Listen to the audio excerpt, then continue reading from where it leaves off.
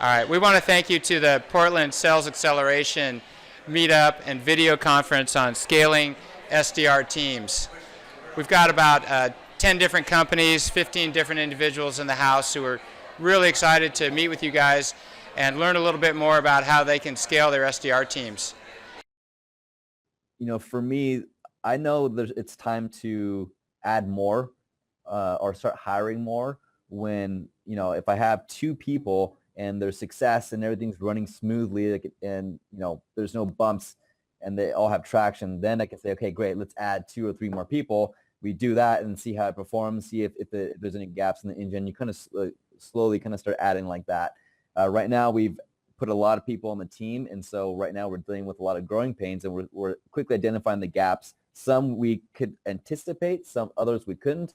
But I think if you're just always aware that, hey, look, there's probably going to be some gaps and some things that might break, as long as you kind of have that mindset, you'll be okay. But typically, I like to have the engine running really smooth, and then I'll add more people, fix those bumps, let it get smooth out again, and then keep adding people. So that's typically how I've gone about it. So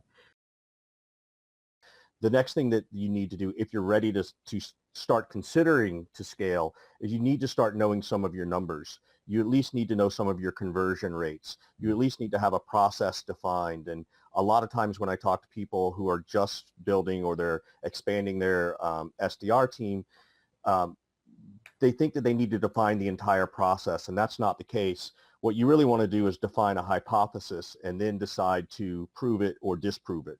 Even if you prove your hypothesis wrong, that's still valuable information. That's good data. So you need to take that level of approach.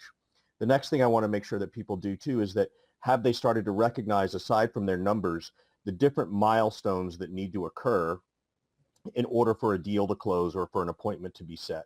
You don't have to know every one of them. You don't have to know all of them. As Jason said, you're going to keep learning more as you add more people and you get smarter people in to do things. So having those kinds of things, milestones, knowing your numbers, knowing your conversion rates, having some level of a process or attempting to create a process is a good sign.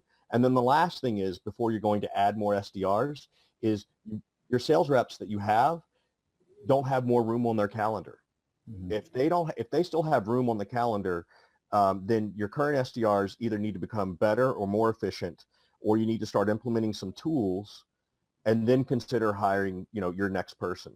So that's the big piece that I look at too, is that people understand that until the AEs calendars are filled, you better make sure that you're getting every ounce of energy in a positive way out of your SDRs.